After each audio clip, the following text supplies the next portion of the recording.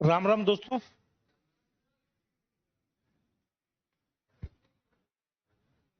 क्या हम लोग इतने ही बच्चे हैं आजकल? क्रीम क्रीम माखन माखन बच गया है, छाछ निकल गई है।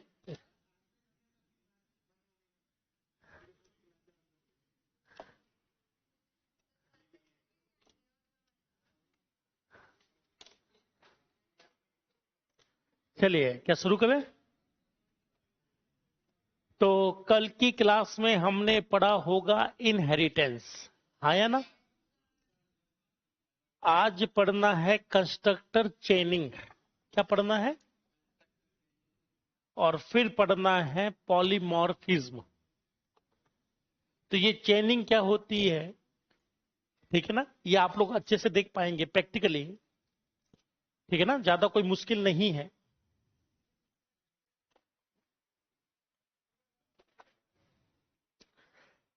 हेडिंग लगाइएगा कंस्ट्रक्टर चेनिंग। क्या रहेगी हेडिंग? कंस्ट्रक्टर चेनिंग।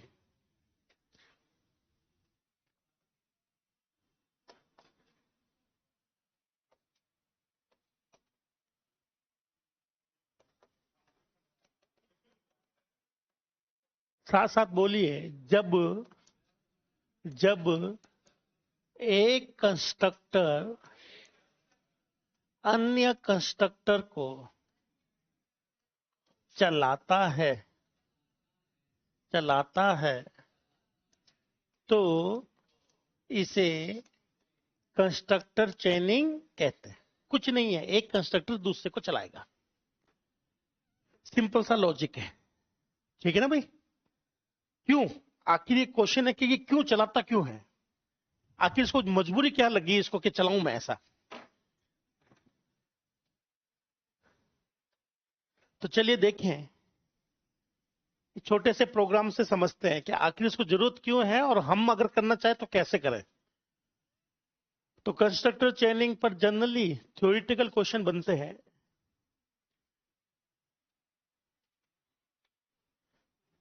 तो सबसे पहले एक फाइल खोल लेते हैं, आउटपुट स्क्रीन खोल लेते हैं, hash include iostream. Check करते रहना दोस्तों, स्पेलिंग वगैरह कुछ गड़बड़ हो तो टोक देना, ठीक है ना? Hash include conio dot. H पर बनाई क्लास पेरेंट। क्या बनाई? Class parent. और यहां बनाई हमने क्लास चाइल्ड। Void main. अभी देख लेते हैं क्या गलत हो गया है। हाँ, स्पेलिंग चलती रहेगी, कोई दिक्कत नहीं, स्पेलिंग में कोई दिक्कत नहीं है। मुझे बताइए, ऊपर की तरफ लिखा हुआ है, सपोज करो ऊपर लिखा हुआ है प्राइवेट ए। क्या लिखा हुआ है? प्राइवेट ए। मैं आपसे बस ये जानना चाहता हूं, यहां पर भी लिखा हुआ है प्राइवेट बी।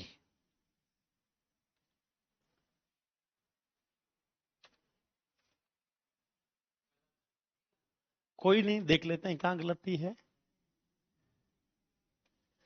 अब मैं बस मुझे इतना बताओ, क्या दोनों में इनहेरिटेंस हो गया या बाकी है?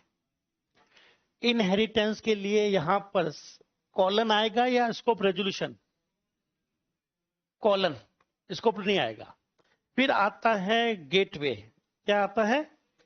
और फिर आता है ऊपर वाली क्लास का नाम।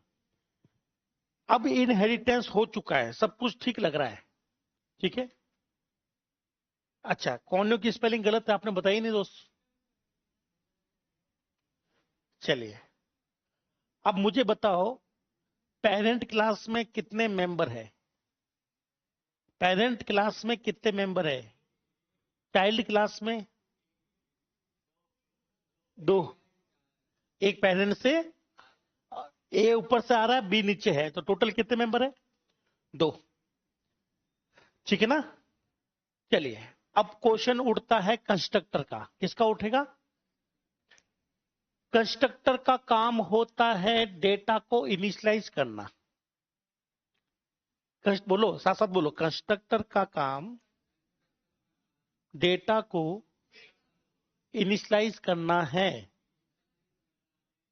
तो यहां पर मैं लिख देता हूं पेरेंट। क्या लिख देता हूं? चलिए इसको थोड़ा सा सही कर लेते हैं। ये हो गया कंस्ट्रक्टर, हालांकि मैंने कोई काम की चीज नहीं लिखी है, ठीक है ना भाई। कॉपी, कंट्रोल इंसर्ट, पेस्ट करेंगे, शिफ्ट इंसर्ट। यहां पर भी एक कंस्ट्रक्टर है जिसका नाम रखा है चाइल्ड। क्या नाम रखा है? चाइल्ड। और जब ये चलेगा तो ये चाहे तो बी की वैल्यू को सेट कर सकता है, पर मैंने इसमें कुछ और करवाया है। तो मेरे साथ साथ बोलिएगा, साथ साथ बोलिएगा, कंस्ट्रक्टर का मुख्य उद्देश्य डेटा को इनिशियलाइज करना है। ये कंस्ट्रक्टर इसकी वैल्यू सेट करेगा, ये इसकी सेट करेगा। यहां तक ठीक है ना भाई? पर हालांकि मैंने करवाई नहीं है, मैं करवा सकता था पर मैंने करवाई नहीं है, इसीलिए कंस्ट्रक्टर को बनाया गया है। अब मैं आता हूं यहां पर, ठीक है, और इसको कर लेते हैं पब्लिक, ताकि बोलने में आसानी हो। कोई फर्क नहीं पड़ता ये पब्लिक हो या प्राइवेट हो, पब्लिक, और ये भी पब्लिक। अब मैं एक बना रहा हूं ऑब्जेक्ट। ऑब्जेक्ट मैंने बनाया है, पहले तो मैं झाड़ू लगा दूं, सेलर एससीआर। मैं बस एक क्वेश्चन पूछूंगा, उसका रिप्लाई कर देना, बाकी सारा खेल आपको समझ में आ जाएगा अगर आपने रिप्लाई किया तो। अच्छा नहीं दबा, ठीक है। मुझे बताइए ऑब्जेक्ट किसका बन रहा है? सभी लोग आंसर दीजिए। ऑब्जेक्ट किसका बनाया मेन में? इस ऑब्जेक्ट में कितने डाटा बनेंगे? सी में कितने डाटा बनेंगे? एक या दो? दो बनेंगे। तो कंस्ट्रक्टर किसका चलना चाहिए? खाली चाइल्ड का चलना चाहिए या चाइल्ड पेरेंट दोनों का चलना चाहिए? क्यों चलना चाहिए दोनों का? बोलो। सी के अंदर, सी के अंदर ये है हमारा सी। बोलो, सी के अंदर दो डेटा है, ए और बी। बी तो इसका खुद का था, ए ऊपर से मंगवाया है ना। तो चाइल्ड के अंदर दो डेटा है। ये वाला कंस्ट्रक्टर किसकी वैल्यू सेट करने के लिए है, और ये वाला कंस्ट्रक्टर किसकी वैल्यू के लिए? तो जब मैं इसका ऑब्जेक्ट बनाऊंगा तो जाहिर सी बात है ये दोनों डाटा सेट होंगे। क्या सेट होंगे? दोनों डाटा। तो ये कैसे काम होता है? बोलो, चाइल्ड का ऑब्जेक्ट बनाया, चाइल्ड का कंस्ट्रक्टर चलाया, चाइल्ड का कंस्ट्रक्टर पेरेंट के कंस्ट्रक्टर को बुलाएगा ताकि ये ए को सेट कर सके, क्योंकि ए तो नीचे आ गया ना, तो उसको सेट कौन करेगा? मुझे बताइए, क्या इस कंस्ट्रक्टर में शक्ति है ए को सेट करने की? इसमें शक्ति किसको सेट करने की है? बी को। इसमें किसकी शक्ति है? तो भैया जब ये चलेगा तो बी तो सेट हो जाएगा वैल्यू, पर जब ये नहीं चलेगा तो इसकी वैल्यू कैसे सेट करोगे? क्योंकि ये भी तो नीचे आ गया ए। इसी वजह से यहां कंस्ट्रक्टर दूसरे कंस्ट्रक्टर को चलाएगा। एक बार चलाकर दिखाऊं मैं आपको। बोलो, शुरुआत कहां से हुई? मेन से। फिर क्या लगाया? बोलो, ऑब्जेक्ट बनेगा, चाइल्ड का कंस्ट्रक्टर चलेगा, ये कहेगा पहले पापा को चलाओ, पापा चला तो क्या सेट हो गया? ए। वापस ये खुद चलेगा बाद में। तो यहां पर पहले पेरेंट आएगा, फिर क्या आ गया? चाइल्ड। यहां पर दोनों कंस्ट्रक्टर चले हैं, जबकि ऑब्जेक्ट केवल मैंने किसी एक का बनाया है। तो बताओ, क्या आपको ये कहानी समझ में आई? बोलो, सी में ए और बी दोनों है, ये बी को सेट करेगा, इसके कहने पर ये चलेगा, और ये किसको सेट करेगा? ए को। तो सी में दोनों को सेट करने के लिए दो कंस्ट्रक्टर आ गए। हालांकि ये कंस्ट्रक्टर नीचे आया नहीं है, ये ऊपर जाकर चला के आता है। इसको कहते हैं कंस्ट्रक्टर चेनिंग। क्या कहते हैं? जब एक कंस्ट्रक्टर दूसरे को चलाता है। ये फिक्स है, चलाएगा ही चलाएगा। अब आप चाहे तो खुद चला लो, चाहे तो इससे चलवा लो। अब कई बार ऐसा होता है कि मैं खुद चलाकर दिखा देता हूं। अब मुझे पता चल गया कि यार ये चाइल्ड वाला पेरेंट को चलवाएगा, चाइल्ड वाला पेरेंट को चलवाएगा। क्यों चलवाएगा? ताकि वो ए को सेट कर सके। कैसे चलवाता है वो, ये देखिए दोस्त, कहां खड़ा हूं मैं, ये रहा। बोलो, कंस्ट्रक्टर चेनिंग के लिए सी प्लस प्लस, इसके आगे पेरेंट कंस्ट्रक्टर का नाम लिखता है। चलिए बताओ, यहां से किसका ऑब्जेक्ट बना, ए का या बी का या सी का, चाइल्ड का या पेरेंट का, किसका बना ऑब्जेक्ट, चाइल्ड का बना ऑब्जेक्ट। तो किसका कंस्ट्रक्टर चलेगा, चाइल्ड का कंस्ट्रक्टर किसको आवाज दे रहा है, पेरेंट का चल गया। अब कौन चलेगा दोस्त, चाइल्ड का चलेगा, चाइल्ड का चल गया। तो बताइए क्या एक कंस्ट्रक्टर दूसरे को चला रहा है, इसी कंसेप्ट को क्या कहते हैं, कंस्ट्रक्टर चेनिंग। लिख लो।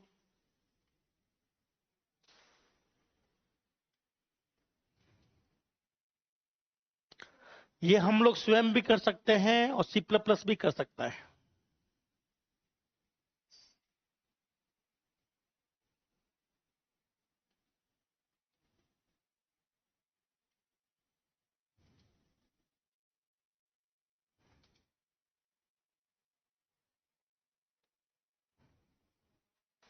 तो आज मैं कहीं YouTube पर क्लास ले रहा था, मैंने अपने स्टूडेंट को कहा अगर रोज के या हर टॉपिक पर आप लोग 100 क्वेश्चन कर लो तो आपके पास 10-11 टॉपिक है, अगर 10 टॉपिक भी है तो 1000 क्वेश्चन हो जाएंगे। 50 दिन में 1000 क्वेश्चन तो वैलिड है। अगर एक दिन में 100 क्वेश्चन करते हो तो 50 दिन के अंदर कितने होंगे, 5000। और सारे क्वेश्चंस कर लिए तो आपका सिलेक्शन लगभग लगभग सेकंड पेपर निकल जाएगा। मैं बार बार आपको इसलिए कह रहा हूं कि आप लोग क्वेश्चन नहीं कर रहे, आप लोग ना तो क्लास में बोलते हो, ना ही घर जाकर पढ़ पाते हो। नहीं ना, मोस्टली मैं ऐसे नहीं कह रहा हूं सब लोग, एक दो होंगे जो घर पढ़ते होंगे, पर हिम्मत ही नहीं बचती होगी, थक जाते होंगे इतना। तो ना तो क्लास में बोल पा रहे हैं, ना घर पर पढ़ पा रहे हैं, ना एमसीक्यू कर पा रहे हैं। एग्जाम में एमसीक्यू आएगा, डर लगेगा पहली बार। अगर रोज एमसीक्यू करोगे तो डर भग जाएगा। ये बिल्कुल वैसा ही है जैसे पहली बार आपने बाइक चलाई तो आपको डर लगा था कि कहीं गिर ना जाओ, और अब इतनी बार चला ली कि अब आप तो हाथ छोड़कर भी चला सकते हो। उसी तरह से अगर आप पहली बार एमसीक्यू एग्जाम में करोगे तो डर लगेगा, अगर रोज एमसीक्यू करोगे तो एग्जाम में भी लगेगा कि रोज की बात है। सिर्फ 100 क्वेश्चन पर डे, 50 दिन है, 5000 क्वेश्चन खत्म हो जाएंगे। और मैं ये ऐसा नहीं कह रहा हूं कि आपको नहीं पता, मेरे हिसाब से यहां जितने भी स्टूडेंट बैठे हैं एक भी मंद बुद्धि नहीं है। सब स्टूडेंट अच्छे से पता है कि पास होने के लिए करना क्या है, लेकिन हिम्मत है कि हम लोग कर नहीं रहे। मैं अपने मन से पूछो, आपको पता है ना पास होने के लिए क्या क्या कर सकते हैं हम लोग, क्या क्या करना चाहिए, सबको पता है। एक एक बंदा यहां जानता है कि पास होने के लिए ये करना चाहिए, पर दिक्कत है कि हम लोग जानने के बाद में भी करते नहीं है। हमसे डेयरिंग कोई नहीं है दुनिया में, ठीक है ना, ये फैक्ट है। तो स्टूडेंट को ऐसा नहीं कि उसको पता ही नहीं कि करना क्या है, सब पता है उसको, A to Z सब कुछ पता रहता है। उसने इंस्टाग्राम ऐसे नहीं चलाया है, तो उसको पता तो सब कुछ है, लेकिन वो चाहता नहीं है। तो मुझे बताइए, बोलो साथ साथ इशारा करते हुए बोलो, पेरेंट का मेंबर चाइल्ड में आएगा, इसीलिए पेरेंट का कंस्ट्रक्टर भी चलना चाहिए, ताकि पेरेंट का मेंबर जो चाइल्ड में आया है उसकी वैल्यू सेट हो सके। समझ गए, इसलिए चेनिंग करना जरूरी है। तो यहां पर सी बनाएंगे, सी के अंदर ए और बी बनेगा। मैं वापस समझाता हूं, देख लेना, अच्छा क्वेश्चन है। ये सी है, ए और बी है, इसको सेट करने के लिए ये रहा कंस्ट्रक्टर, इसको सेट करने के लिए कंस्ट्रक्टर ऊपर रहा है, ये रहा। तो जब हम लोग ऑब्जेक्ट बनाते हैं तो इसको चलाते हैं। अब ये रिक्वेस्ट करा कि भाई तू भी चल जा यार, इसकी वैल्यू सेट कर दे, तो ये कंस्ट्रक्टर दूसरे को चलाता है, यही चेनिंग होती है। तो पहले मुझे बताइए, पेरेंट और चाइल्ड में से पहले चलेगा कौन, पेरेंट पहले चलता है। याद रखिएगा कौन पहले चलता है, पेरेंट। और मैंने आपको पहले भी कहा है, इनहेरिटेंस में पहले ऊपर के लक्षण आएंगे फिर नीचे के लक्षण बनेंगे, ये याद रखना। इससे आपका ओवर राइडिंग समझ में आ जाएगा। साथ साथ बोलो, इनहेरिटेंस में या इस प्रोग्राम में पहले ए नीचे आएगा, बी बाद में बनेगा, इसीलिए पहला कंस्ट्रक्टर किसका चलता है? पेरेंट का। तो अगर एग्जाम में थ्योरेटिकल क्वेश्चन आएगा तो वो यही है जो मैं बोर्ड पर लिख रहा हूं, यही आता है और कुछ नहीं आता है। बोलो, इनहेरिटेंस में पेरेंट का कंस्ट्रक्टर चाइल्ड के कंस्ट्रक्टर से पहले चलता है,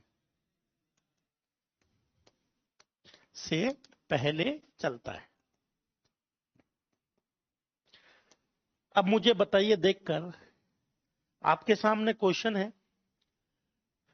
दो कंस्ट्रक्टर है दोस्त, कितने कंस्ट्रक्टर दिख रहे हैं? दो दिख रहे हैं। बस मुझे ये बता दो, पेरेंट कंस्ट्रक्टर चाइल्ड कंस्ट्रक्टर, ठीक है, पहले किसका चलता है? तो आउटपुट क्या आएगा? चाइल्ड पेरेंट या पेरेंट चाइल्ड? पहले ये चलेगा तो पेरेंट, ये चलेगा तो चाइल्ड, तो पेरेंट चाइल्ड इसका कंप्लीट आंसर आएगा। चाहो तो देख लो क्या आएगा, पेरेंट चाइल्ड। क्या करके आ जाओगे? बस इतू सा करना है, लाइन लिख लो, प्रोग्राम लिख लो, खत्म कंस्ट्रक्टर चेनिंग, खत्म कंस्ट्रक्टर चेनिंग। जो हमने किया है वो ही C++ स्वयं से करता है, हमें पता था तो हमने भी कर लिया। ये चेन वो खुद ब खुद बनाएगा, चाहे तो हम लोग खुद बना सकते हैं, और मुझे वो तरीका पता है कि वो कैसे बनाता है, तो मैं भी बनाकर दिखा सकता हूं आपको चेन।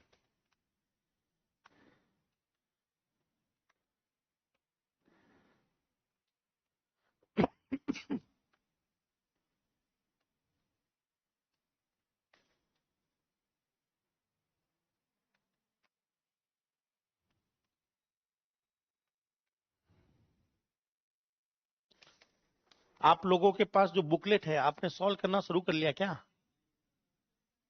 तो एग्जाम के बाद समय मिलेगा तब करोगे क्या? क्या अभी से समय नहीं मिल रहा? तो एग्जाम के बाद में समय है, तब तसल्ली से बैठ के कर लेंगे। नहीं, मुझे एक सीरियसली बताओ, दिक्कत कहां है क्वेश्चन करने में?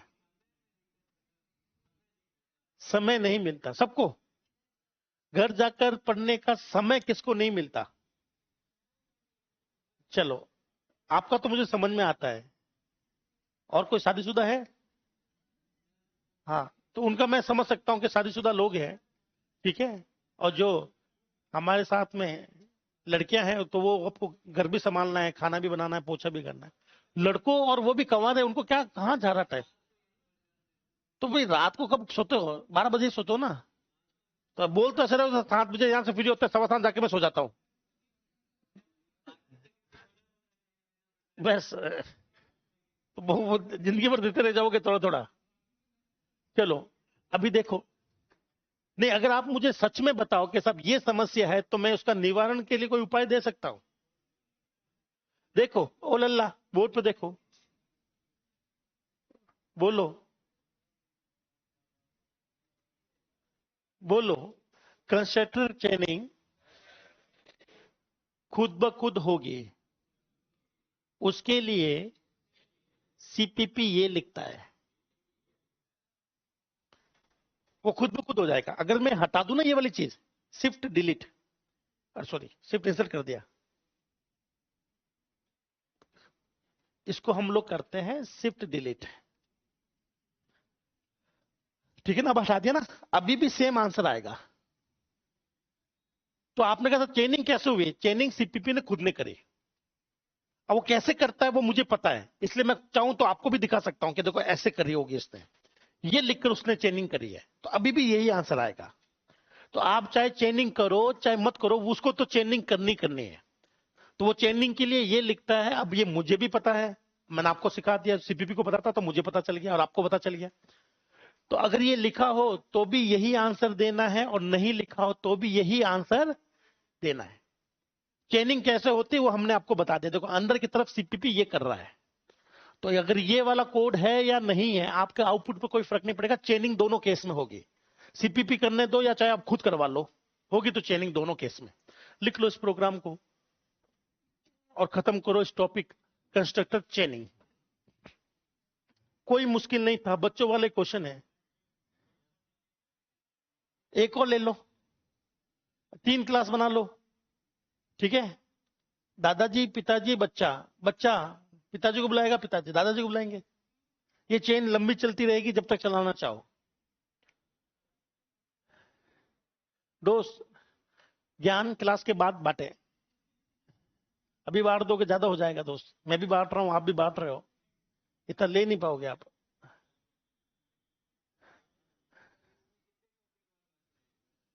ये सबसे अच्छा क्वेश्चन है, बड़ा लेट पूछा, आपको पहले दिन ये मैं पूछ रहा हूँ ना। ये तो आपको पहले दिन पूछना चाहिए था, जिस दिन मैंने कहा आज सीपीपी शुरू कर रहे हैं, तब पूछना चाहिए था। ये खत्म। वो आपने देखो है,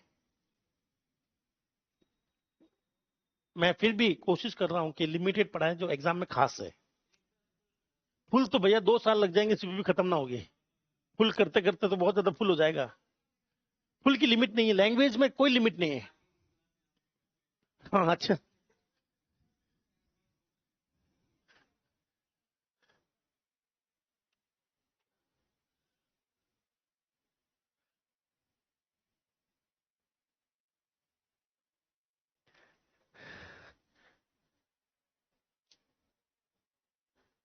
देखो बुकलेट सबके पास है, क्वेश्चन लगाना शुरू करिए। छोटी सी एक सलाह है, आपकी जो भी आपकी तकलीफ है ना, वो सब सॉल्व हो जाएगी अगर सिलेक्शन हो गया तो। फिर कोई नहीं पूछेगा आपने कितने दुख पाए कि नहीं पाए, ना आपको याद आएगा। और अगर आप लोग रह गए तो आपको ये जरूर याद आएगा कि आपने कितने दुख पाए थे, कैसी दाल खाई थी, कैसे गर्मी में सोए थे, दिन में रात में।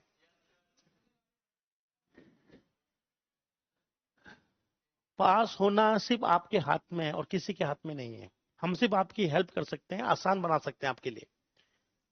पर अगर आपने ठान लिए कि मैं तो बोलूंगा ही नहीं, मुंह से खोलूंगा भी नहीं, घर जाकर पढ़ूंगा भी नहीं, क्वेश्चन भी नहीं करूंगा, तो दोस्त यहां बैठने से सिलेक्शन नहीं हो पाएगा। बुकलेट पाठशाला में इसलिए दी गई है ताकि आप उसको सॉल्व करें। चलता हुआ टॉपिक में एक दिन पहले ही बता के जाता हूं, आपको पता भी है कि अभी क्या चल रहा है, क्वेश्चन ला सकते हैं। और जब मेरी क्लास खत्म हो गई, फिर अगर आपके पास क्वेश्चन भी है तो सॉल्व करवाने के लिए मैं नहीं आ पाऊं।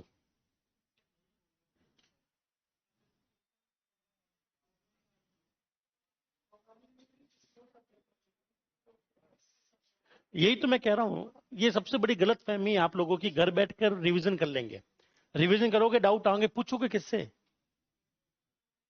बुक पढ़ोगे, बुक में याद करोगे, बुक में तो आधे ज्यादा ऑप्शन गलत है, क्या याद करके जाओगे आप? सॉल्यूशन इसका ध्यान से सुनना, अभी के अभी क्वेश्चंस कर लो हाथ तो हाथ। सबने लिख लिया?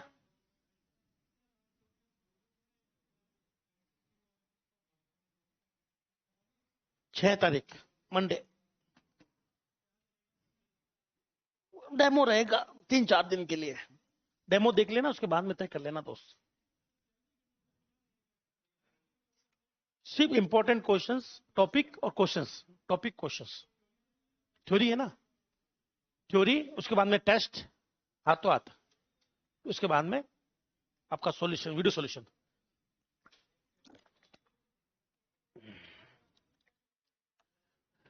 दोस्त, मैं आपको एक चीज शेयर करता हूं, शायद आपको अच्छा लगे जानकर, थोड़ा सी खुशी हो।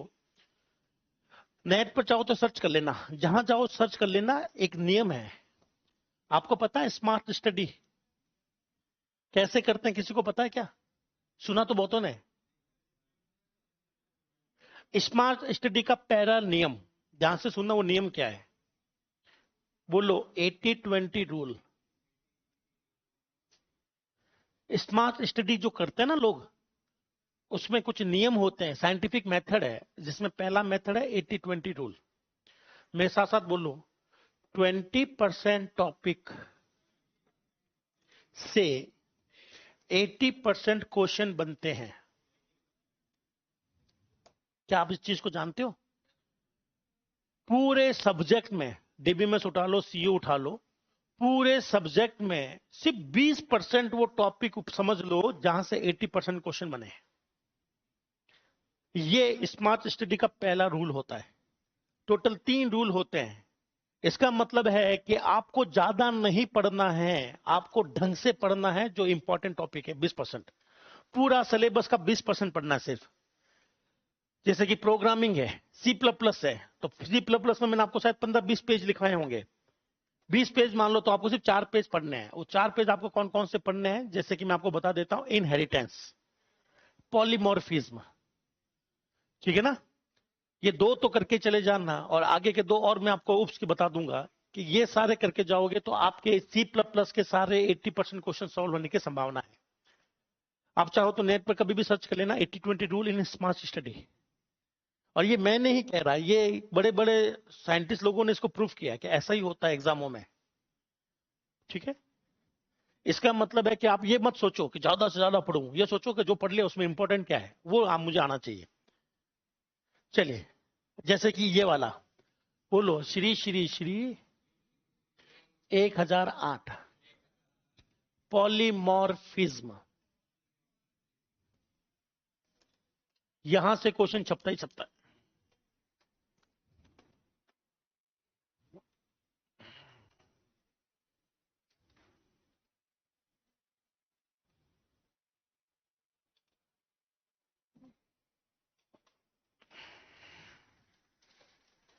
ठीक है ना। आपको समझाने के लिए, टाइम पास करने के लिए मैं एक लाइन लिखता हूं, एग्जाम में नहीं आती। पॉली का मतलब होता है बहुत, मॉर्फिज्म का मतलब होता है रूप, और फुल फॉर्म होती है बहुरूपिया। क्या होती है? बहुरूपिया। हिंदी में देख लेना, मैंने सही लिखा गलत है कि मुझे नहीं पता। बहुरूप, ठीक है ना। चलिए, क्या समझे आप इससे? जनरल में क्या समझे, प्रोग्रामिंग में मैं आपको समझा देता हूं कि प्रोग्रामिंग में ये होने वाला है। इन जनरल क्या समझ में आया इससे? बहुत सारे, जैसे विथ एग्जाम्पल।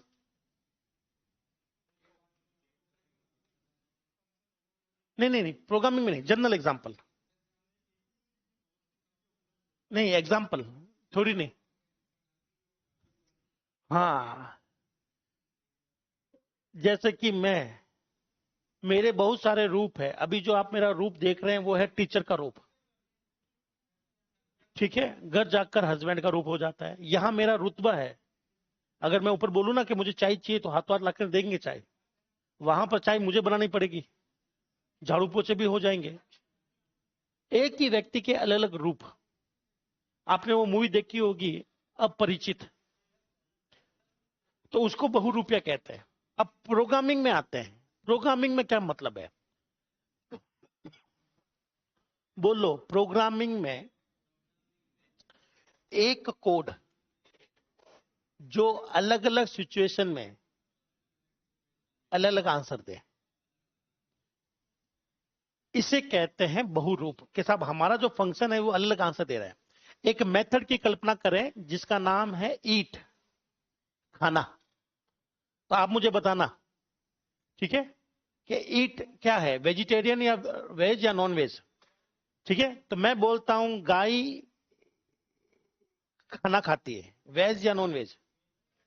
मैं कहता हूं लॉयन खाना खाता है, तो आप कहते हो सर दोनों ही जानवर है। अब मैं आपको कहता हूं कि जानवर खाना खाता है, तो आप कहोगे साहब कोई तो वेज होगा कुछ नॉन वेज होगा, दोनों ही हो सकते हैं इसके आंसर, हाँ या ना।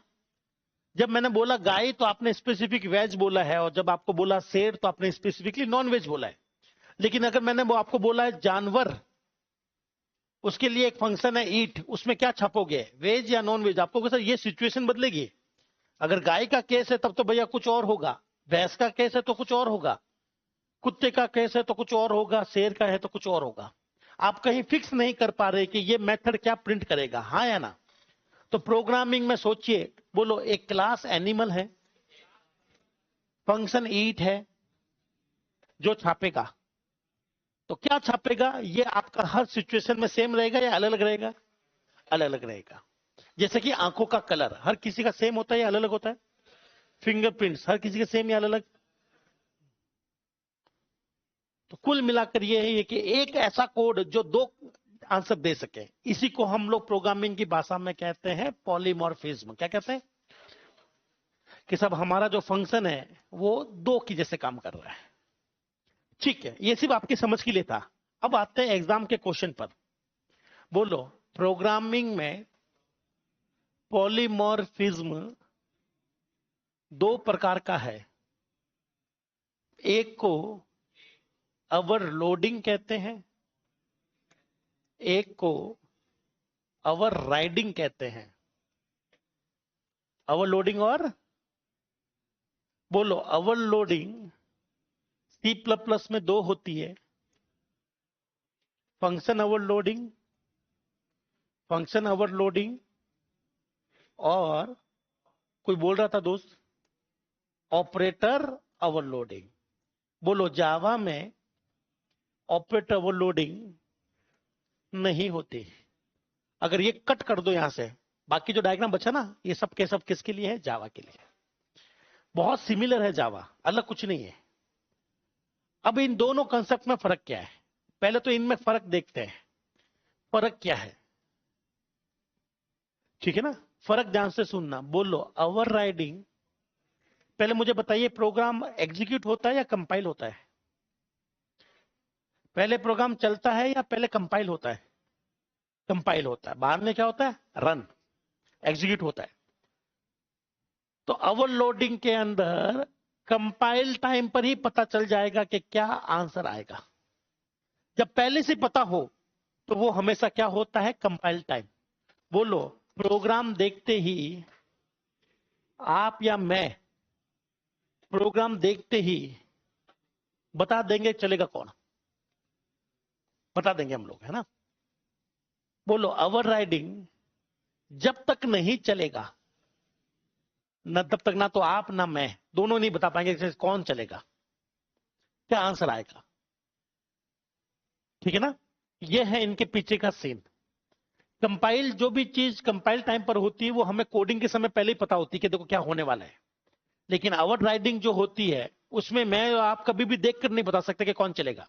वो तो सिचुएशन आएगी तब पता चलेगा कौन चलेगा।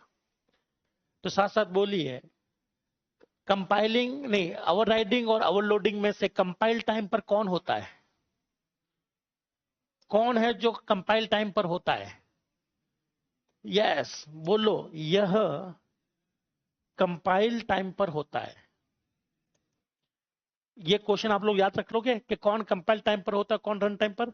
एग्जाम में यही क्वेश्चन छपेगा, यहां से पहला क्वेश्चन ये छपता है, सबसे ज्यादा क्वेश्चन ये छपा है। तो साथ साथ बोलिए, ओवरलोडिंग कोई भी हो वो कंपाइल टाइम पर होगी, ओवरराइडिंग रन टाइम पर होगी। रन टाइम पर पता चलेगा कौन चलेगा, है ना? और यहां पहले ही पता होगा कि कौन चलेगा। जैसे कि मैं कहता हूं, आप सबको एक एक रोल नंबर दे रखे हैं, ठीक है ना? सबको एक एक रोल नंबर दे रखे हैं, 20, 21, 22 ऐसे करते करते 100 रोल नंबर है। और आपको फिक्स है कि हर रोज एक बंदा पानी की बोतल लाएगा भरकर। कल रोल नंबर 20 लेके आया था, आज कौन लेके आएगा? ये पहले से पता है, ये कंपाइल टाइम कंसेप्ट है। ठीक है ना? अगर मैं कहता हूं आपका कोई रोल नंबर नहीं है, कोई सीक्वेंस नहीं है, अब हम लोग आज की क्लास में तय करेंगे कि कौन जाएगा। तो अभी मैं तय करने वाला हूं कि पानी की बोतल कौन भर के लाएगा। तो बताइए, वो पहले से तय है या हाथों हाथ ढूंढना पड़ेगा?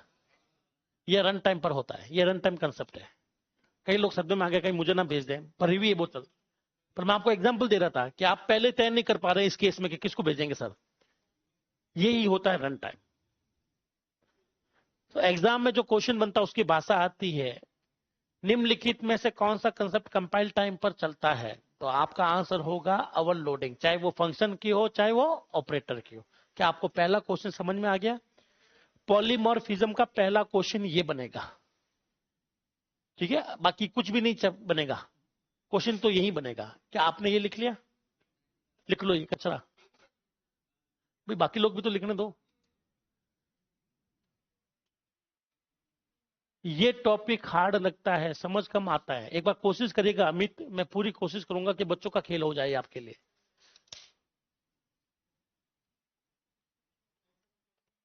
डेली नहीं करते, एक मिनट रुक जाइए दोस्त, अगर डेली क्वेश्चन सॉल्व नहीं करते तो दोस्त दिक्कत है। जितेंद्र आप भी जानते हो, जितेंद्र सिंह आप भी जानते हो दोस्त, कि एक व्यक्ति जो सप्ताह में 1 दिन क्वेश्चन करता है और एक व्यक्ति जो सप्ताह में 10 दिन क्वेश्चन करता है, सॉरी 7 दिन, तो किसके चांस बढ़ रहे हैं? अब मैं आपको फिर कह रहा हूं, हर स्टूडेंट अच्छे से जानता है पर हिम्मत नहीं होती।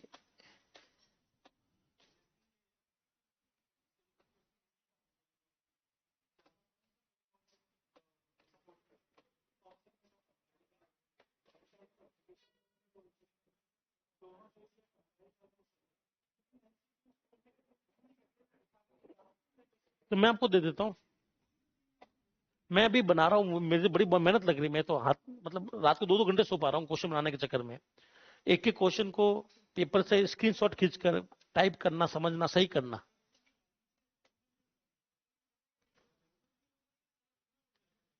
पर मैं कह रहा हूँ ना, बहुत बहुत समय लगता है इसमें है। तो मैं तभी तो एक कोशिश कर रहा हूं कि मैं आपको एकदम सटीक क्वेश्चन दे पाऊं। अब सोचो कितने पेपर हुए आज तक इंडिया में, एक एक क्वेश्चन का स्क्रीनशॉट खींचना पड़ता है, चैट जीपीटी पे डालते हैं, टेक्स्ट बनता है, उस टेक्स्ट को वेरीफाई करते हैं हम लोग।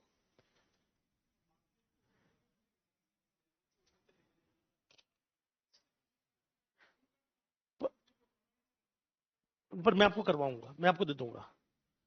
आप 2-4 दिन रुकिएगा, मैं आपको क्वेश्चन दूंगा वेरीफाई करने के बाद, पहले नहीं दूंगा, ताकि आपको मुझे ये शिकायत ना रहे कि सब क्वेश्चन सही नहीं था या ऑप्शन सही नहीं थे।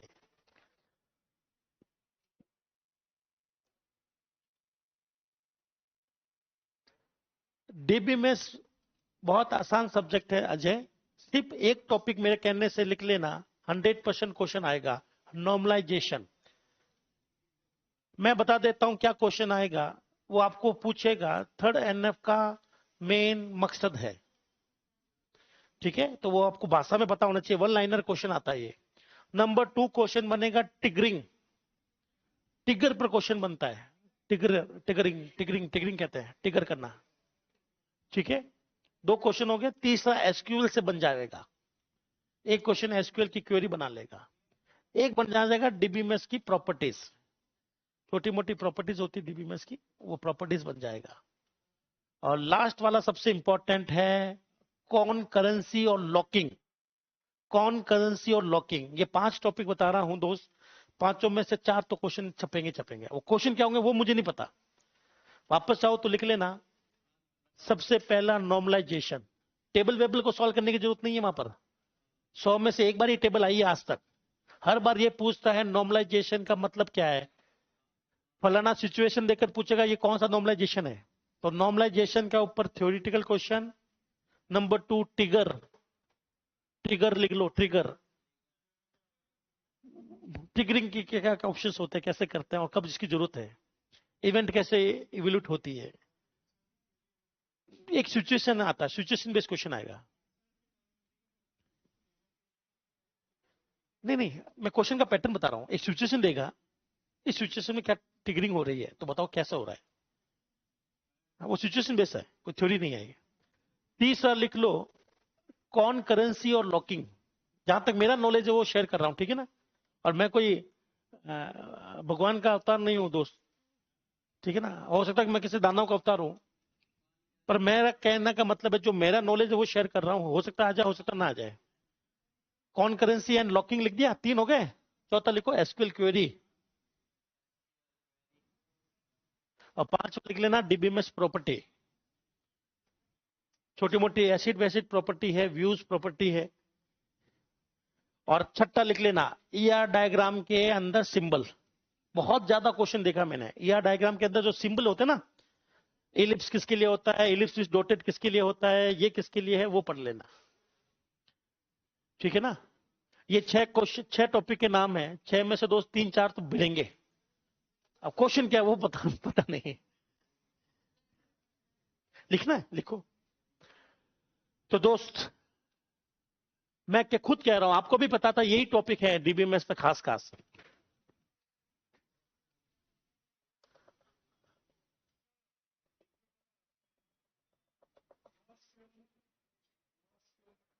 नहीं नहीं, वो उसकी जरूरत नहीं, बस थोड़ा सा नाम याद होना चाहिए, कौन कौन से एसक्यूएल, कौन कौन से, वो डीबीएमएस की प्रॉपर्टी में याद करवा देते हैं। नहीं नहीं, उतना नहीं करना है, बस वो नाम नाम याद होना चाहिए, डिटेल में नहीं जाना है। लिख लिया? चलिए, अब मैं आपको 3 प्रोग्राम करवाऊंगा दोस्त, 3 टॉपिक पढ़ाऊंगा, फंक्शन ओवरलोडिंग, ऑपरेटर ओवरलोडिंग और ओवर राइडिंग। तीनों एक एक लाइन के कंसेप्ट है दोस्त। नंबर 1 पर क्या लिखेंगे? Function overloading.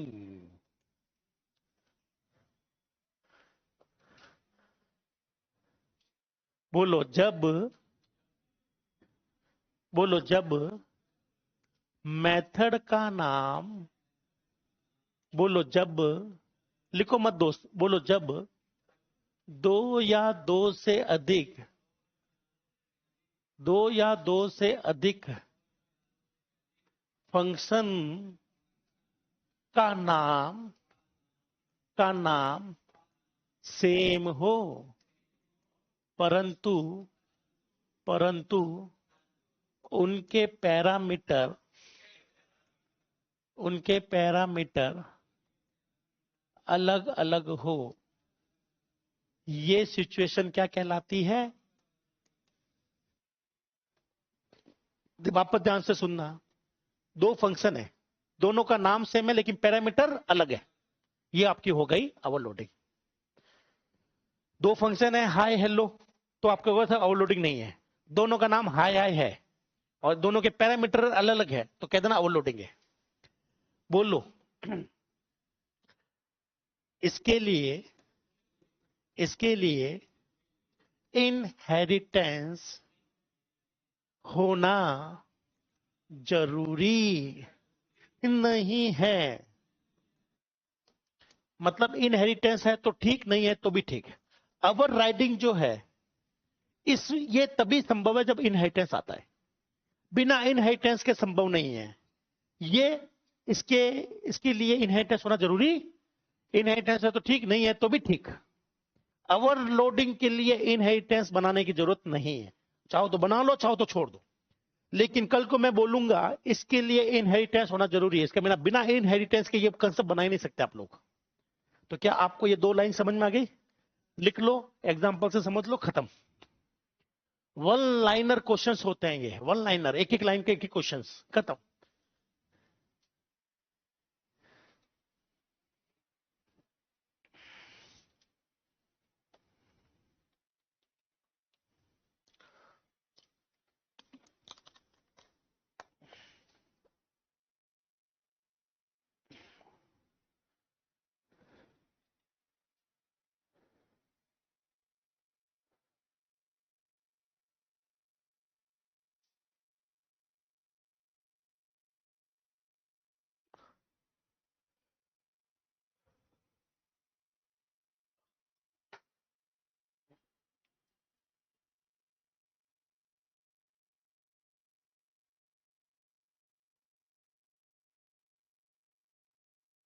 बस याद रखिएगा, नाम सेम हो लेकिन सर नेम सेम ना हो, ऐसे याद रखिएगा आप लोग। 2 लोग हैं जिनके नाम तो सेम है पर उनके सर नेम सेम नहीं है, तो नाम तो सेम है पर पैरामीटर सेम नहीं है, तो वो ओवरलोडिंग है। और जब नाम भी सेम, पैरामीटर भी सेम, तो वो ओवर राइडिंग में आ जाता है। उसके लिए इनहेरिटेंस होना जरूरी है, इसके लिए जरूरी नहीं है। तो नहीं पे गोला मान लेना दोस्त।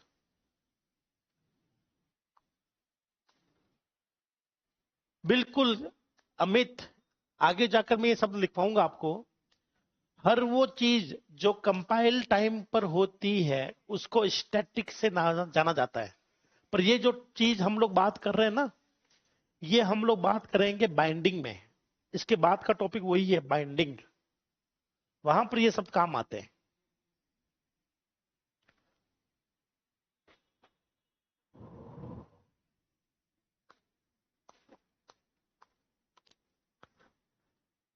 चलिए, क्या आपने सबने लिख लिया?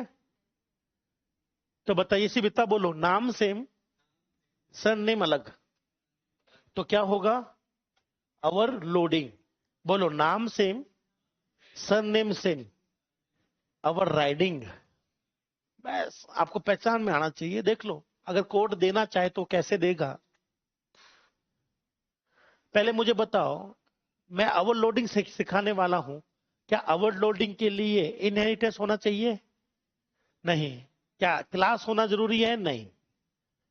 कोई जरूरी नहीं है इनहेरिट ओवरलोडिंग के लिए। ओवरलोडिंग के लिए सिर्फ क्या चाहिए? फंक्शन चाहिए। क्या चाहिए? CLR SCR। क्या आपको बोर्ड पर एक फंक्शन दिख रहा है, वॉइड हाई? एक आपको दिख रहा है वॉइड हेलो? मुझे बताइए ओवरलोडिंग हुई कि नहीं हुई? पक्का? इसमें मैं लिखता हूं सी आउट। क्या लिखता हूं दोस्त? मैंने लिख दिया ए। क्या लिख दिया? और यहां पर मैं लिखता हूं सी आउट, और यहां मैंने लिख दिया बी। क्या लिख दिया? बी। अभी बताइए आंसर क्या आएगा? सिर्फ देखना और आंसर देना है। बताइए आंसर क्या आएगा? खाली ए या ए बी? ए। अब बताइए लल्ला, आंसर क्या आएगा? बी। आपको पता चल रहा है कौन किसको बुला रहे हैं? अब आते हैं ओवरलोडिंग। अभी ओवरलोडिंग नहीं हुई है। ओवरलोडिंग की शर्त क्या बताई थी? नाम सेम हो। तो दोनों का नाम मैंने कर दिया हाय हाय। बताओ, दोनों के पैरामीटर देख लो। पैरामीटर डब्ले के अंदर लिखते हैं, डब्बा दिख रहा है आपको? इसके अंदर पैरामीटर लिखा जाता है। क्या दोनों के पैरामीटर सेम है? क्या सेम है? तो नाम भी सेम, पैरामीटर सेम। कौन सा कंसेप्ट है ये? और ओवरराइडिंग के लिए क्या जरूरी होता है? इन। इसलिए एरर है। एरर क्यों है? कि साहब ये ओवरराइडिंग होना चाह रहा है, ओवरराइडिंग होना चाह रहा है लेकिन इनहेरिटेंस नहीं है, तो ओवरराइडिंग एरर। पर ओवरलोडिंग कर सकता हूं। ओवरलोडिंग में मुझे नाम तो सेम रखना पड़ेगा, अलग क्या करना पड़ेगा? तो ये लो भी पैरामीटर अलग कर लिया। अब आए हो नीचे, शक्ल देखकर कोई भी बंदा बता देगा कौन चलेगा।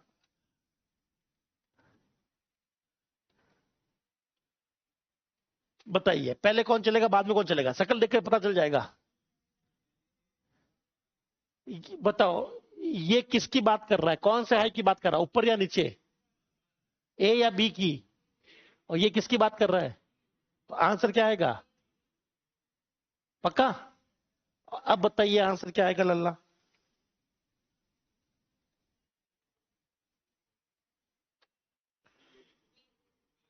सबसे पहले ये चलेगा, तो ये चलेगा तो क्या छपेगा? फिर ये, फिर ये। तो बताइए ए बी ए या बी ए बी? क्या ओवरलोडिंग समझ में आ गई? लिख डालिए। सबसे आसान टॉपिक है।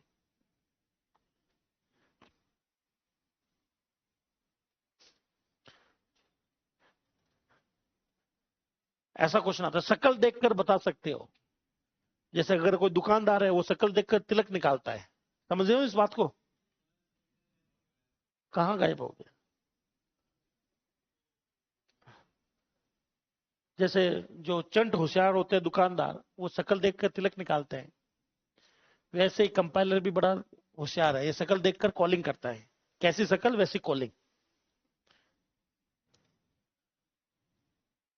अगर भारत के भविष्य पर चर्चा खत्म हो गई हो तो लल्ला लिख लो। ओ लल्ला, भारत के भविष्य पर चर्चा खत्म होगी तो लिख लो। हाँ भाई, गरिमा कह रहे हैं सब की पर भी क्वेश्चन आता है। बिल्कुल आता है, पर चांस कम होते हैं की पर क्वेश्चन आने के। ठीक है ना? चाहो तो एक क्वेश्चन और बता देता हूं, एक टॉपिक और बता देता हूं जहां से क्वेश्चन आने के चांस सबसे ज्यादा है, वो है फंक्शनल डिपेंडेंसी। फंक्शनल डिपेंडेंसी पर क्वेश्चन आएगा ही आएगा। एसोसिएटिव, ट्रांजिटिव, ये सब कुछ पूछेगा वो। की पर क्वेश्चन आए हुए हैं, मैं मना नहीं कर रहा हूं, पर कम आते हैं। गिवन होगी। नहीं नहीं, गिवन होगी FD. A B C D के पैर में एफडी दे रखी होगी, नीचे सही कॉम्बिनेशन ढूंढने के लिए बोलेगा। ट्रांजिटिव प्रॉपर्टी फॉलो करता है, एसोसिएटिव फॉलो करता है। बिल्कुल सही पूछेगा। तो ऐसा नहीं कि कभी की पर क्वेश्चन नहीं आएंगे, आएंगे पर कम आते हैं दोस्त। कोई नहीं पूछता प्राइमरी की क्या है, यूनिक होती कि नहीं होती, नॉट नल होती कि नहीं होती। ठीक है।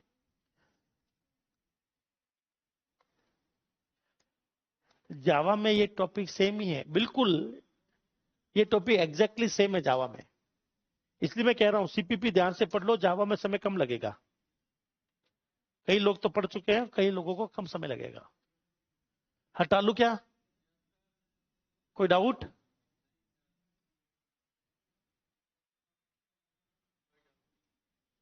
जो लोग पीछे बैठे हैं, किसी प्रकार का कोई संदेह, शंका?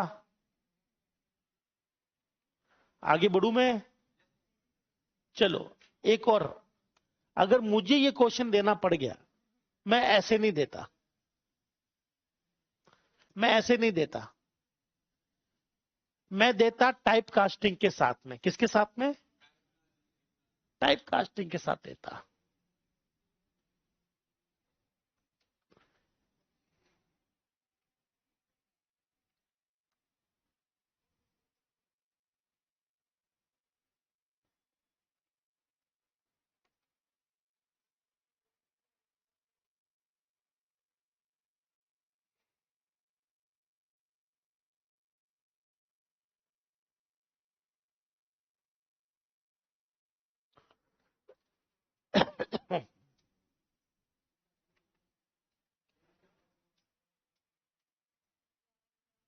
ओ लल्ला, शकल देख के बताओ कौन चलेगा? ये शकल दिख रही है आपको? ये शकल देखो, ऊपरों की शकल देखो, बताओ कौन चलेगा? फर्स्ट या सेकंड, ऊपर या नीचे? पक्का? चला लूं? आपको कैसे पता चलेगा फर्स्ट चलेगा?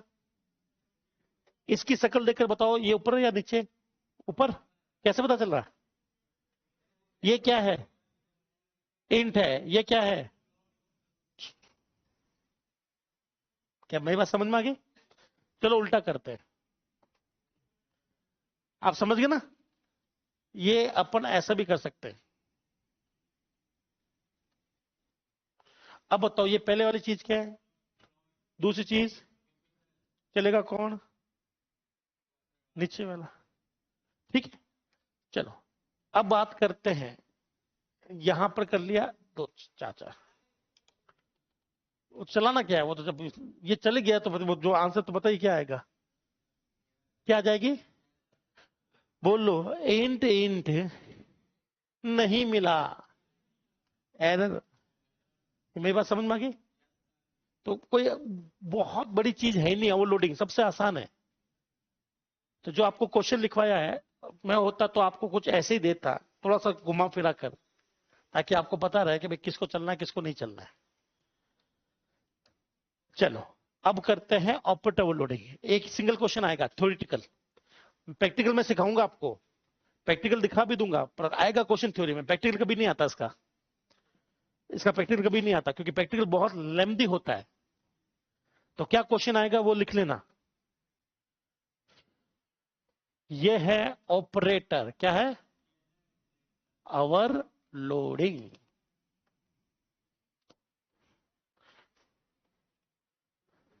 बोलो, ऐसा व्यक्ति जिसके पास काम था और काम दे दिया, वो क्या कहलाएगा? Operator overload. ऑपरेटर के पास पहले ही काम धंधा है, आपने उसको एक्स्ट्रा काम धंधा दे दिया, तो वो क्या कहलाएगा? Operator overloading. बोलो, किसी भी ऑपरेटर को एक्स्ट्रा काम देना क्या कहलाएगा? Operator overloading. तो क्वेश्चन क्या बनेगा, कैसे करते हैं? नहीं, बोलो सारे ऑपरेटर की, पहले ये लिख लेते हैं, बोलो ऑपरेटर को एक्स्ट्रा काम देना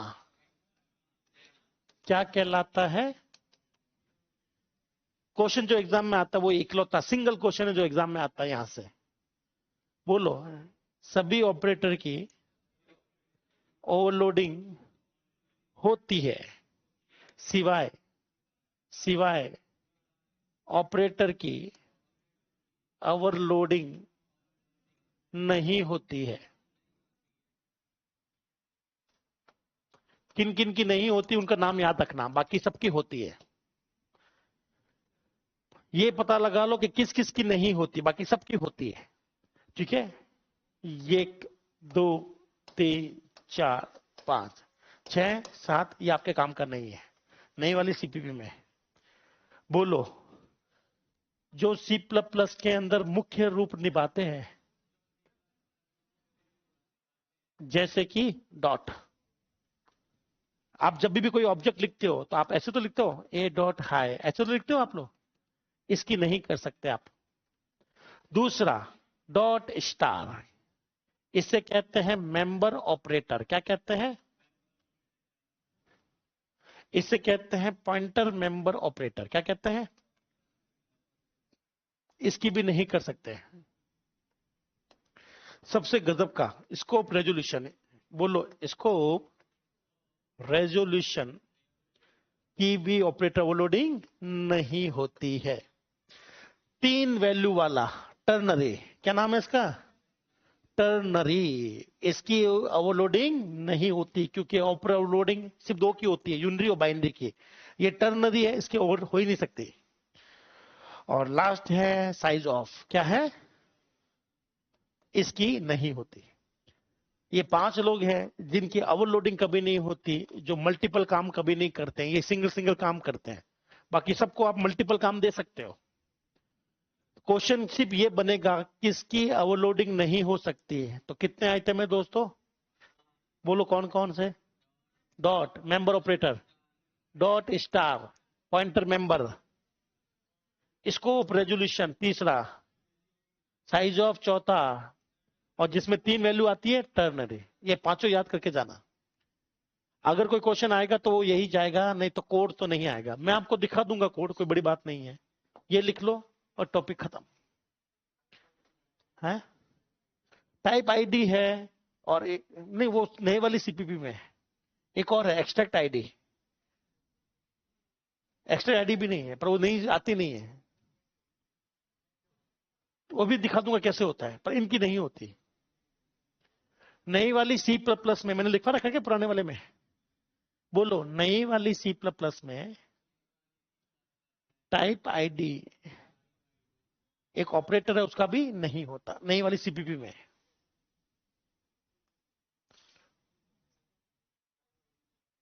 है, मैं कह रहा हूं नई सीपीपी में आता है, क्या करना है, इसलिए मैं लिखवाया नहीं। बोलो यह आइडेंटिटी बताता है। आइडेंटिटी मतलब बोले तो लोकेशन बताता है। क्या गंगाधरी शक्तिमान है? ये बता देगा हाँ या ना। आइडेंटिटी बताता, पहचान बताता है टाइप आईडी।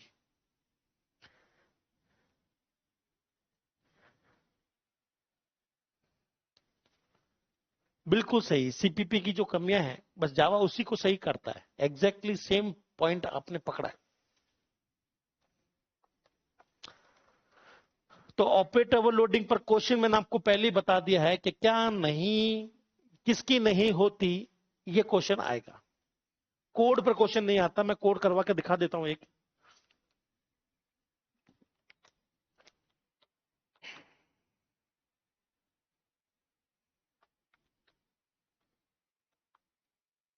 बस ये 5 ऑपरेटर ऐसे हैं, बाकी प्लस मल्टीप्लाई इंक्रीमेंट डिक्रीमेंट सबका ओवरलोडिंग पॉसिबल है, सिवाय इन 5 और 6 के।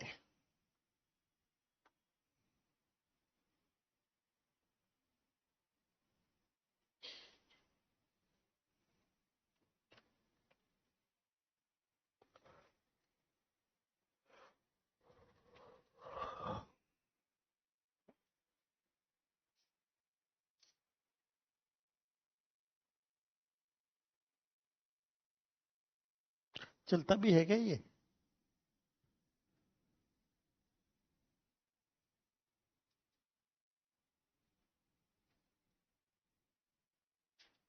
वो चल रहा है क्या?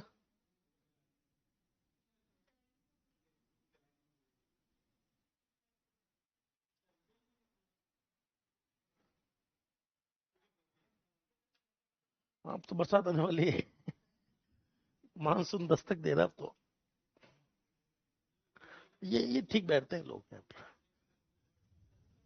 तभी यही मैं देखो ये यहाँ तो हवा थी।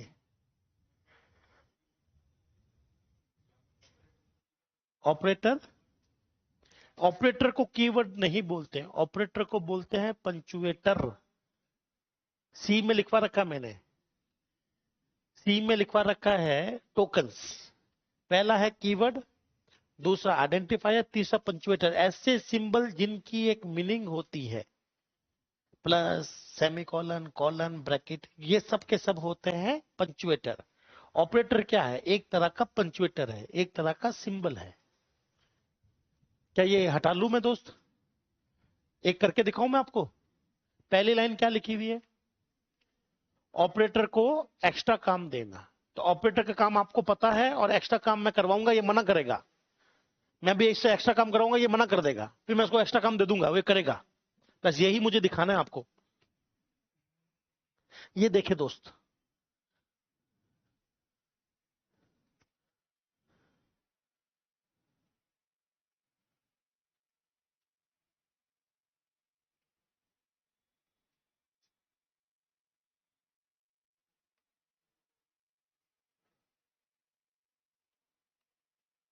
बताइए ये वैल्यू क्या है दोस्तों? 2 + 3। आंसर बताइए क्या आएगा? अरे 2 + 3, ये तो बोल दो दोस्त। 2 + 3 का आंसर क्या आएगा?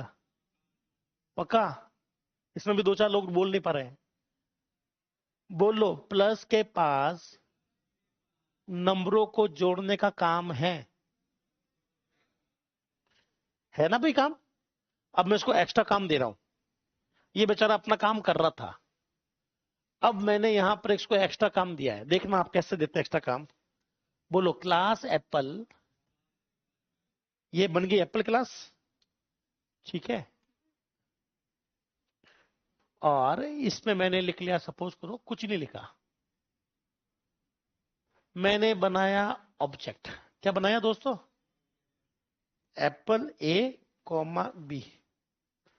अब मैंने यहां पर देख लो, सब कुछ ठीक चल रहा है ना भी। अब मैंने कहा प्लस कि हाँ, तू ए और बी को जोड़। किसको जोड़? ये हाथ खड़े कर लेगा। प्लस क्या आएगा? भाई साहब मुझे नंबरों को जोड़ने के लिए बनाया है, ऑब्जेक्ट को जोड़ने के लिए नहीं बनाया है।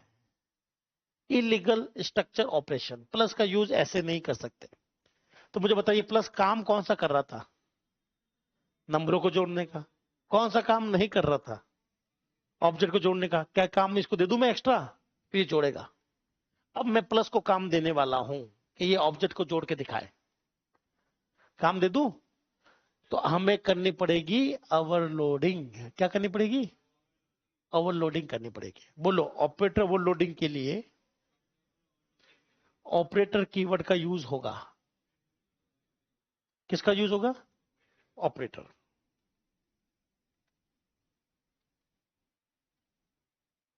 ठीक है।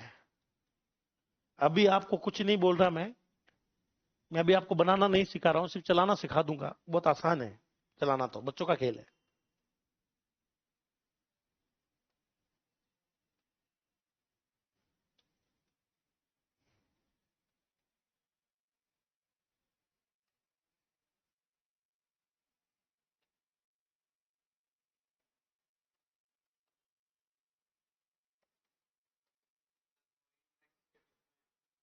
इन टैक्स के बीच में स्पेस, ओहो बहुत बढ़िया।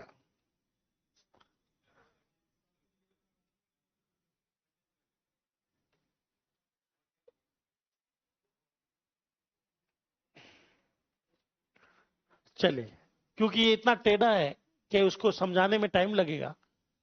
आपको वैसे भी समझना नहीं है इस प्रोग्राम को, आपको सिर्फ चलाना है, और आप देखेंगे बिना छापना नहीं है, आपको सिर्फ चलाना है।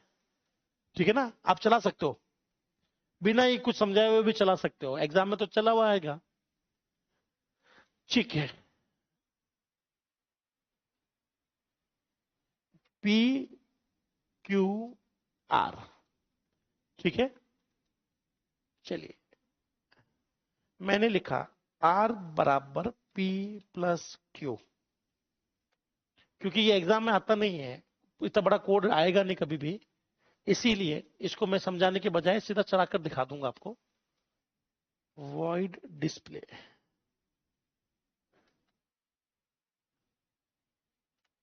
सी आउट ए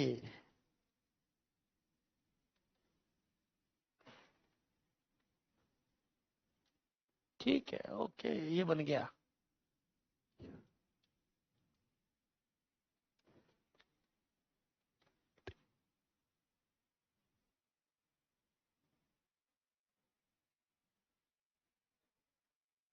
तो समझाया कहां से समझ में आएगा?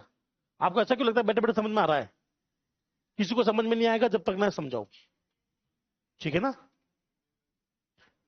यही तो आपको बताना है मुझे।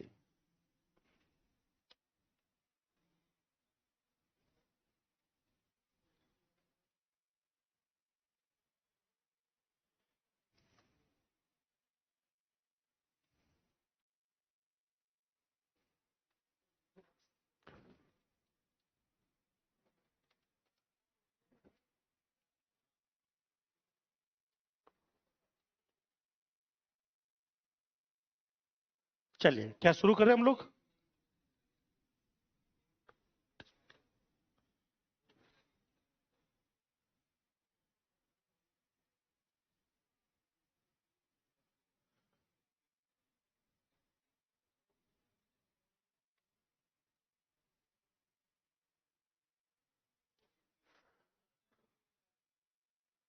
चलिए,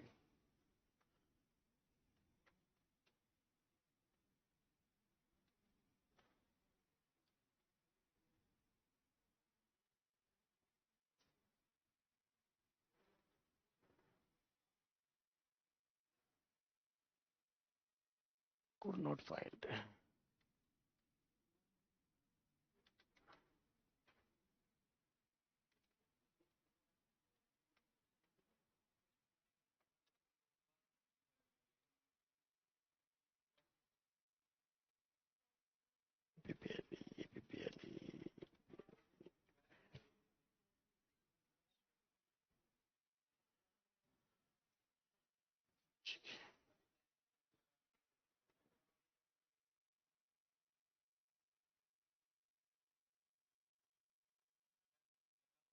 क्यों बताऊं मैं? मुझे बताना ही नहीं है, पहले मुझे लिखना तो दो लल्ला। अच्छा, ताकि कुछ ना कुछ बोलता रहूं। ठीक है, ये देखो दोस्तों, बोलो ऑब्जेक्ट बनाया, कंस्ट्रक्टर चलाया, ठीक है ना? चलो, वी कहाँ आ गया? वी गलत आ गया। ठीक है, एक उसको हटा देते हैं। चलिए, ये देखो इतना बड़ा प्रोग्राम है और सबसे छोटा प्रोग्राम है ये मेरा। ऑपरेटर ओवरलोडिंग का सबसे छोटा प्रोग्राम। मैंने आपको पहले ही कहा कि ये प्रोग्राम कभी आएगा नहीं। इतने बड़े प्रोग्राम वो दे ही नहीं सकते। आज तो किसी भी एग्जाम में नहीं दिया। इवन गेट में भी इतने बड़े एग्जाम में आते नहीं क्वेश्चन। फिर भी आपको सिखाना मैं बता देता हूं होने वाला क्या है। अभी अभी आपने देखा कि मैंने प्लस लगाया था 2 और 3 के साथ में। आप बस इतना बताइए काम हुआ था कि नहीं हुआ था? फिर मैंने प्लस लगाया है 2 ऑब्जेक्ट के साथ में। काम हुआ था कि नहीं हुआ था? नहीं। तो प्लस ने साफ मना कर दिया कि भाई साहब मैं ऑब्जेक्ट को नहीं जोड़ सकता, मेरे पास ये काम नहीं है। तो मैंने अब देखियो एप्पल के कितने ऑब्जेक्ट है? 3 है ना? मैंने प्लस को जोड़ने के लिए मजबूर कर दिया। अब प्लस 2 ऑब्जेक्ट को जोड़ रहा है। ठीक है, चलिए इस प्रोग्राम को चलाते हैं और 1 बाय 1 चेक कर लेते हैं सारा का सारा कि ये ओवरलोडिंग हुई कैसे है। बस मेरे साथ में एक लाइन बोल दीजिए। ऑपरेटर ओवरलोडिंग के लिए ऑपरेटर कीवर्ड का यूज होगा। ठीक है ना भाई? चलो, अब मैं आपको सारा करके दिखाता हूं 1 बाय 1। शुरू करते हैं दोस्त कि कैसे चलता है प्रोग्राम। बताइए, प्रोग्राम की शुरुआत क्लास से होगी या मेन से होगी? मेन से होगी। मेन चला, सबसे पहले क्या लगाया? झाड़ू। सबसे पहले मैंने कौन सा ऑब्जेक्ट बनाया? पी। देखो ऐसे बना लो, ये बन गया पी। पी में कितने आइटम बनेंगे? 2, ए और बी। यहां से मैंने कौन कौन सी वैल्यू फेंकी? 1 1। 1 1 किस में गई? एक्स वाई में। एक्स वाई किस में गए? ए में। और ये ए और बी किसके हैं? पी के। तो ये कितना हो गया? 1 1। क्या आपको यहां तक समझ में आ गया? चलिए अब आगे और बनाते हैं। बोलो अगली टर्न किसकी आई? ये बना क्यू। क्यू भी किसको देखकर बन रहा है? एप्पल को देखकर बन रहा है। क्यू में केवल क्या बनेंगे? ए और बी। क्यूब बनाते समय मैंने क्या क्या फेंका है? दो दो। ये दो किस में जाएगा? एक्स। एक्स किस में जाएगा? ये ए किसका? क्यू का ए। दो। यहां से दो फेंका, ये गया वाई में। वाई का माल किस में? बी में। बी किसका? पी का या क्यू का? क्यू का। उसी तरह से मैंने यहां से आर बनाया है, तो बताइए आर की वैल्यू क्या है? 3 3 की जगह मैं 0 0 कर दूं? अभी इसको 0 0 कर लेते हैं, नहीं तो ये जोड़ ही देगा सीधा। मैं इसको कर देता हूं 0 0। अब मुझे तुरंत बता दीजिए, डायग्राम आपको इतना करवा दिया, उतना समझ में आया कि नहीं आया? अरे कहां गया? बताइए टोटल कितने ऑब्जेक्ट बनाए मैंने? 3। सी बताइए ए बी की वैल्यू कितनी है दोस्त? क्यू के अंदर ए बी की वैल्यू 2 2। आर के अंदर वैल्यू ए और बी की 0 0। ठीक है, बोलो यहां से ये कॉल होगा। कौन कॉल होगा? ये। अब ध्यान से सुनना, बोलो क्यू को कहां फेंका? टी में। तो बोलो क्यू का माल किस में गया? टी में। तो क्यू का माल किस में गया? टी में। ये है टी। 2 और 2। क्या आपको ये दिख रहा है? यहां से इसको ऐसे देखो, इस लाइन को ऐसे देखो, बोलो P प्लस Q, ऐसे देखो। तो बताइए फंक्शन का नाम क्या है? प्लस। प्लस। पैरामीटर क्या है? Q। तो बोलो Q फेंका तो Q किस में पकड़ में आएगा? बोलो जो Q है वो क्या बन जाएगा? T। क्या बन गया यहां तक? चलिए तो वापस बोलो, बोलो Q फेंका और किसने पकड़ा? तो Q का माल किस में गया? T में। फिर मैंने यहां पर एक Z बनाया, ये लो दोस्तों Z, ये रहा Z, जिसकी वैल्यू कितनी है? 0 0। अब बताइए T डॉट ए, डायग्राम देखकर बताइए वैल्यू कितनी है? बताइए T डॉट ए की वैल्यू कितनी है? डायग्राम देखकर बताइए। 2। और ये A, बोलो अभी मैंने बताया था यहां पर ये किसके लिए चल रहा है? Q के लिए। और ये किसके लिए चल रहा है? P के लिए। तो ये किसका है? P का। तो बताइए P का A कितना है? बस इतना बता दो, P का A, P का A 1 + 2 किस में गया? तो Z का A कितना हो गया? 3। वापस बोलो T डॉट बी की वैल्यू डायग्राम देखकर 2। ये P का B है, P के लिए चल रहा है। P का B कितना है? 1 है। तो 1 + 2 किस में गया? तो Z का B कितना हो गया? बोलो यहां से Z फेंका, Z आया इसकी जगह। अब ये पूरा Z किस में चला गया? बोलो जो Z में था वो किस में आ गया? R में। तो बताइए R की वैल्यू आखिर बनी किससे है? P और Q से तो बनी है। ये है जोड़ने का कंसेप्ट। तो R की वैल्यू देखोगे तो 3 3 आएगी। फिर मैंने लास्ट में क्या कर दिया? R की वैल्यू छापे। तो R की वैल्यू छाप रहा हूं, इतना तो सबको पता ना कि यह R के लिए डिस्प्ले चल रहा है। तो आप लोग देखेंगे कि यहां पर इसकी वैल्यू कितनी आ जाएगी? 3 3। इसीलिए ये इसका कोड कभी आता नहीं है। ठीक है, और इस पूरे कोड के अंदर, ठीक है, जो काम की चीज है वो केवल ये है। ये आपको लिखना है बस। या फिर नहीं भी लिखे तो एक लाइन लिख लो मेरे कहने से। इसका कोड कभी लिखना आता नहीं इतना बड़ा, तो मेरे कहने से एक लाइन लिख लो। बोलो ऑपरेटर और लिंक के लिए ऑपरेटर कीवर्ड का यूज होता है। लिख लो भैया, खत्म। ऑपरेटर ओवरलोडिंग के लिए ऑपरेटर कीवर्ड का यूज होता है।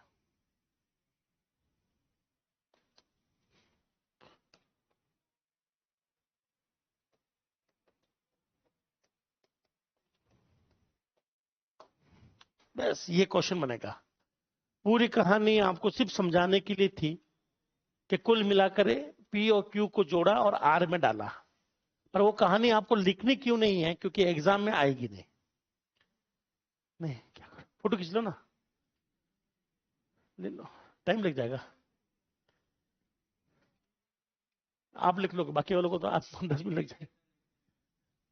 कुछ नहीं, सच में नहीं आता, होता तो मैं खुद लिखवा देता। आप फोटो खींच लो, आप लिख लेंगे। हाँ बस वही ले लो। वही काम का है। लिख देता हूं। वो तो कुछ नहीं, वो तो रेफरेंस वगैरह पकड़ने पड़ेंगे आपको।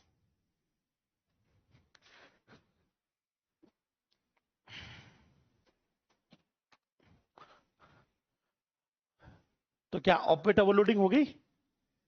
अब आते हैं ओवर राइडिंग। क्या आएंगे दोस्त? सबसे आसान कंसेप्ट है। आपको मैंने जावा कितने लोगों ने पढ़ रखी है? तो बोलो। गधे पर घोड़ा सवार, समझ गए आप लोग? जब शादी होती है, बारात जाती है, तो या तो गधे पे घोड़ा होता है या घोड़े पे गधा होता है। होता यही दो ही है। एक दूसरे के ऊपर ऐसे दबा देना, एक का अस्तित्व खत्म कर देना। तो मुझे बताइए, जिसको भी याद है जावा में अस्तित्व किसका रहेगा, पेरेंट्स का या चाइल्ड का? जिसको भी याद है बोलो, और तुक्का भी मानना हो। ओवर राइडिंग में एक का अस्तित्व खत्म हो जाता है। आने वाली पीढ़ियां, ठीक है, पुरानी पीढ़ियों को दबा देती है।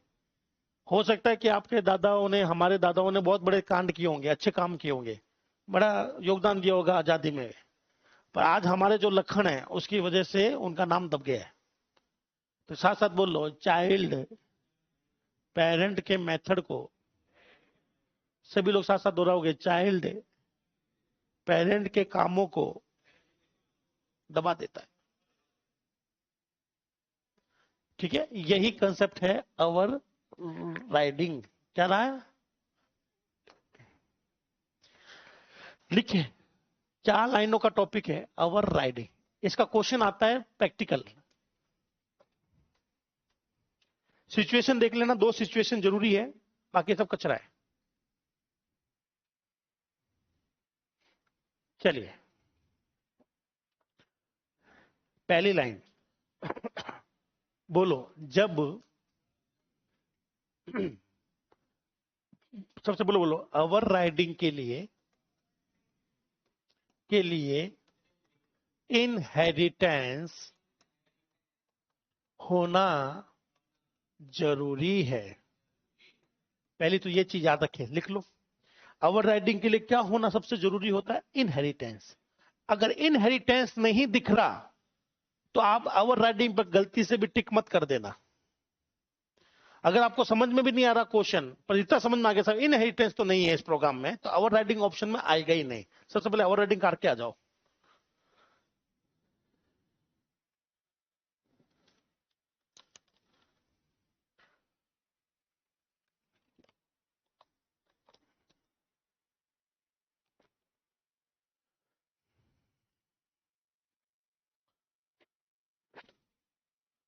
क्या सबने लिख लिया? ओवर राइडिंग नहीं, ओवर राइडिंग नहीं, नहीं सॉरी, इनहेरिटेंस नहीं, ओवर राइडिंग नहीं। बोलो, ओवर राइडिंग में पेरेंट के मेथड का का सिग्नेचर, बोलो चाइल्ड के मेथड के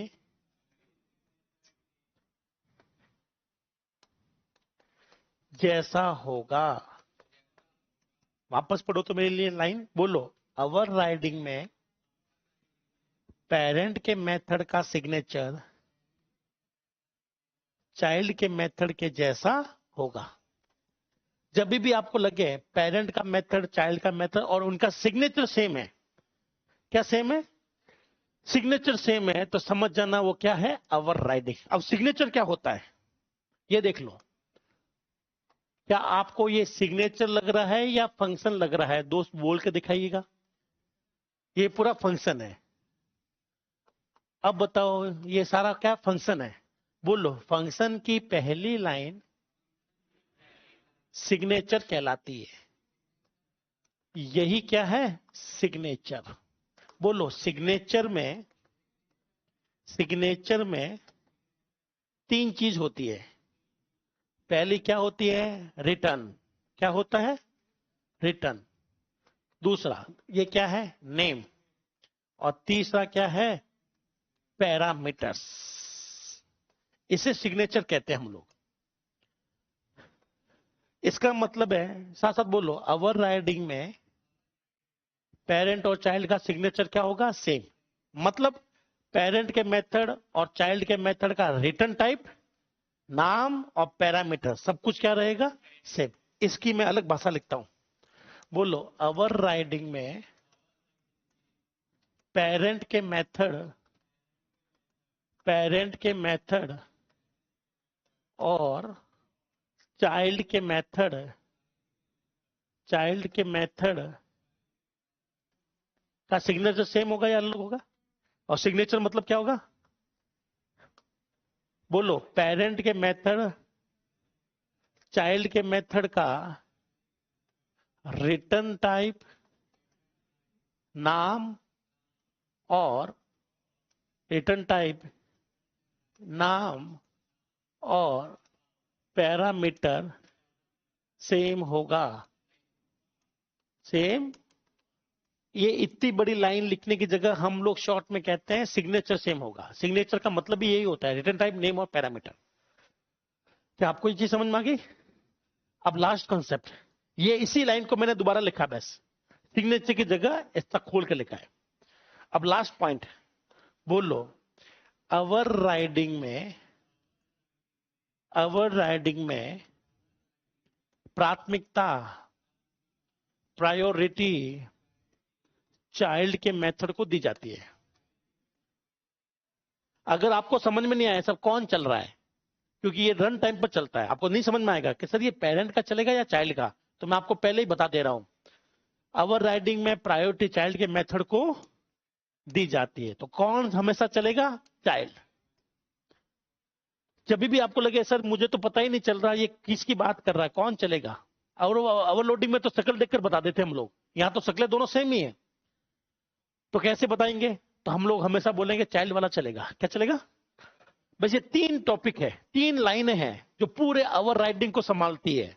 पहला क्या होना जरूरी है, और दोनों मेथड का क्या होना जरूरी? Signature same. सिग्नेचर बोले तो रिटर्न टाइप भी सेम, नाम भी सेम, पैरामीटर भी सेम। और तीसरा, प्रायोरिटी किसको देनी है? ये 3 लाइनें याद कर लो, आपका ओवर राइडिंग खत्म। अब मैं चाहे कुछ भी करूं, ये 3 लाइनें हमेशा शाश्वत सत्य रहेगी। चाहे कुछ भी हो, ये तीनों लाइनें टूटनी नहीं चाहिए मेरी, टूटी तो एरर या गलत आंसर। लिख लो।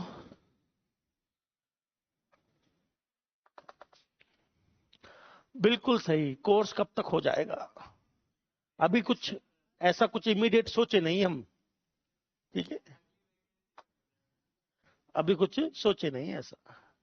वापस आ रही है मिर्जापुर मूवी,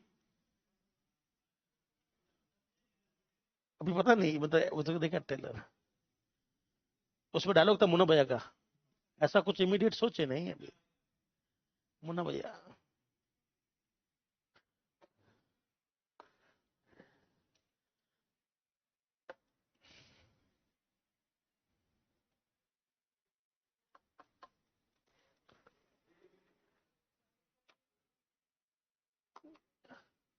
अरे बाद में देख लेना 3D में लाला, ओ बाद में देख लेना 3D में। लिख ले बाकी लोगों ने, वो लाला उसमें भी होता है, लाला बड़े हरामी हो।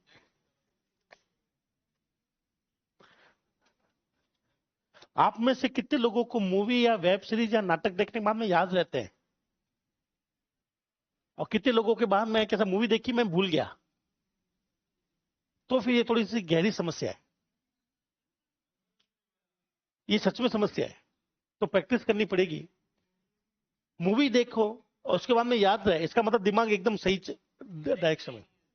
नहीं, मगर मान लो देखते हो और फिर नहीं याद रहती, तो कंसंट्रेशन जो होता है उसमें थोड़ा सा इशू रहेगा।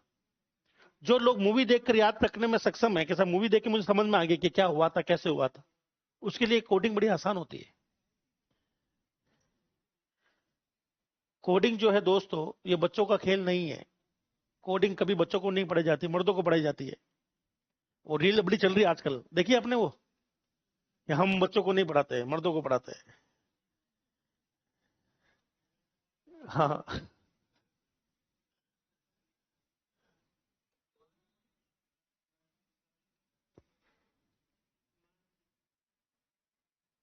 कौन सी? स्क्रिप्ट लैंग्वेज में नहीं पढ़ाता, कोई भी स्क्रिप्ट हो। ये हो गई वेब टेक्नोलॉजी होगी, नहीं नहीं सच में नहीं होता तो मैं जरूर हेल्प करता। ये एंगुलर है, जेएस है, रिएक्ट है, मुझे बिल्कुल समझ में नहीं आई, मजा नहीं आता,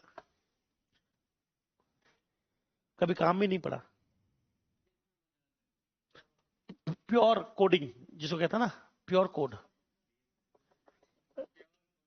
प्योर सी, सी प्लस, जावा, पाइथन, ये प्योर मिले, इसमें मिलावट नहीं, प्योर कोडिंग है। Overriding method, overriding function, overriding virtual function, लिख लो। सिग्नेचर का मतलब क्या है? अभी भी क्या रह गया? यहां बैठकर टाइम पास करो, मक्खियां उड़ा रहे हो यहां वहां बैठकर। आधे से ज्यादा लोगों की पढ़ने की इच्छा मर चुकी है, पता है आपको? यहां पर आधे से ज्यादा लोगों की सच में इच्छा खत्म हो चुकी है। हटा लू क्या?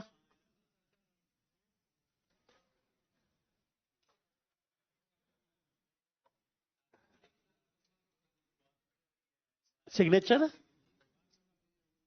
नहीं नहीं, कोई भी फंक्शन हो, उसका जो पहला होता है ना टुकड़ा, वो सिग्नेचर कहलाता है।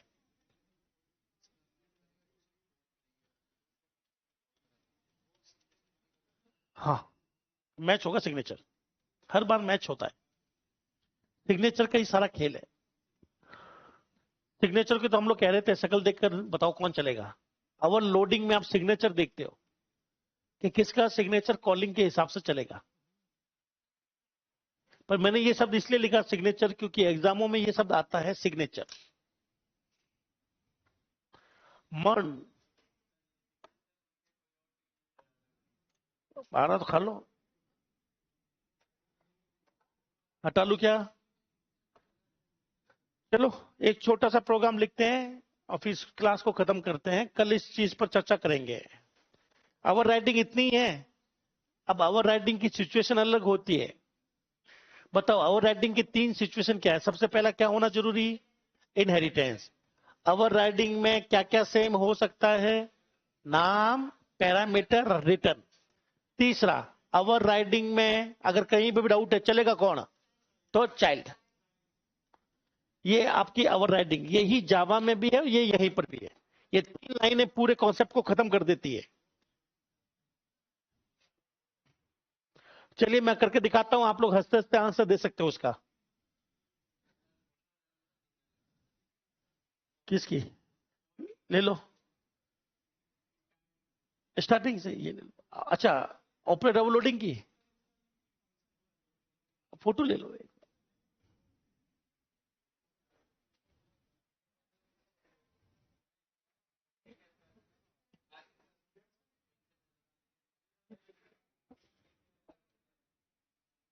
अरे सच में अगर ये कोड आता होता ना तो मैं लिखवा देता आपको।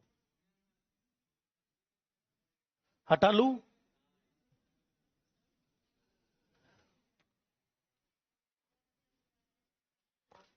चलिए,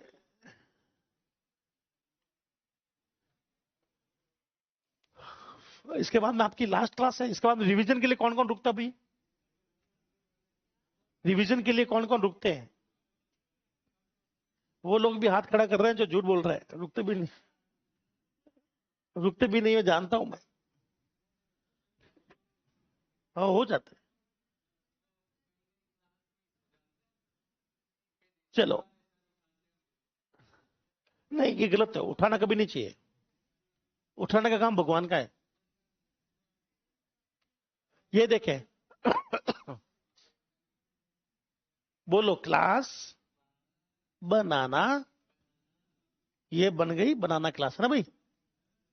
अब मुझे बताइए, दो फंक्शन इनहेरिटेंस होना जरूरी है, तो बताओ इनहेरिटेंस के लिए यहां पर क्या लिख दूं? Apple, public Apple.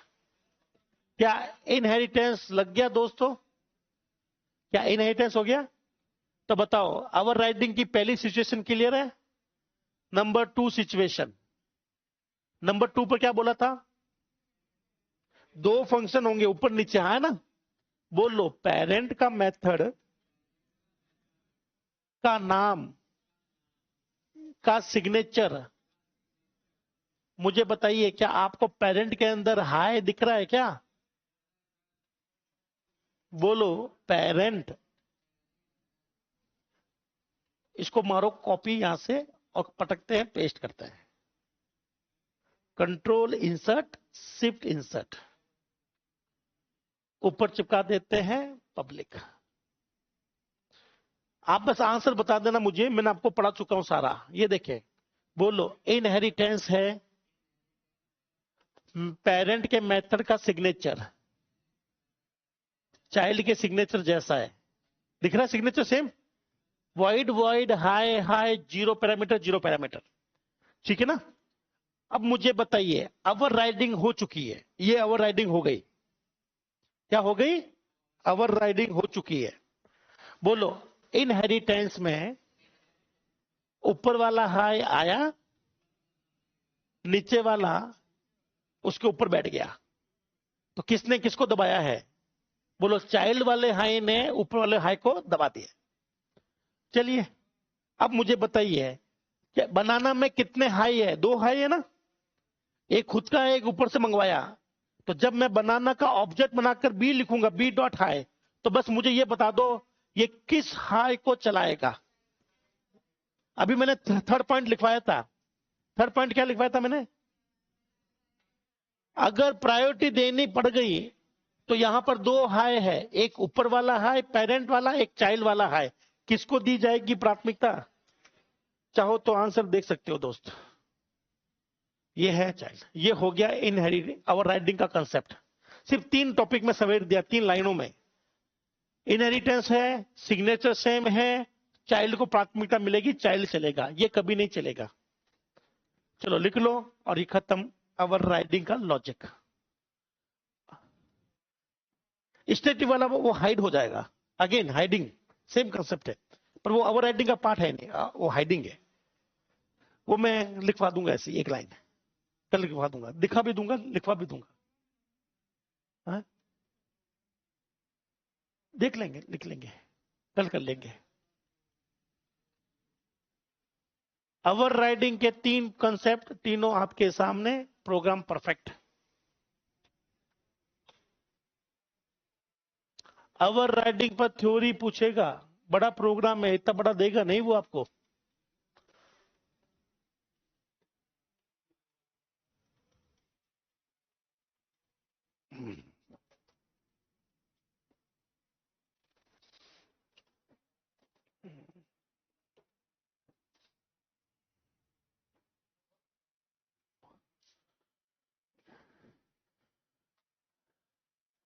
अरे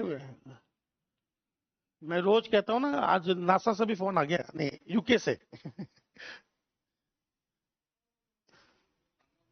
आज यूके से चर्चा चलती मेरी। +44 यूके का नहीं है? +4 ये कोई गांजा बेचने की स्कीम नहीं है दोस्त, ये जो बताई जाए, ये अमीरों की स्कीम है। अरे मैं आपको बता रहा हूं, आउट ऑफ इंडिया लोग अपने वीडियो देख रहे हैं और आप यहाँ सामने बैठकर भी झपके मार रहे हो।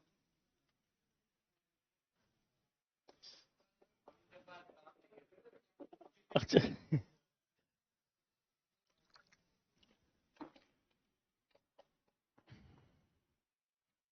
तरीका बताओ, 100 क्वेश्चन कैसे करें, तरीका बताओ। पेपर डाउनलोड करें, सॉल्व करें। पेपर के नाम मैं आपको बता देता हूं, इसरो और एनलिट, कम से कम ये 2 करें। इसके बाद में अगर टाइम मिल जाए तो केवीएस एनवीएस, इसके बाद में टाइम मिल जाए तो सीआईएल, ठीक है। और आरपीएससी के प्रोग्रामर एसीपी के भी पेपर है 3। अच्छा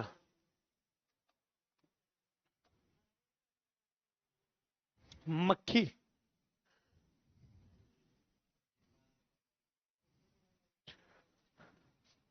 चलिए क्या आज की क्लास यहीं समाप्त कर लूं? अति हो गई? ठीक है, बहुत बहुत शुक्रिया सहयोग देने के लिए, थैंक यू।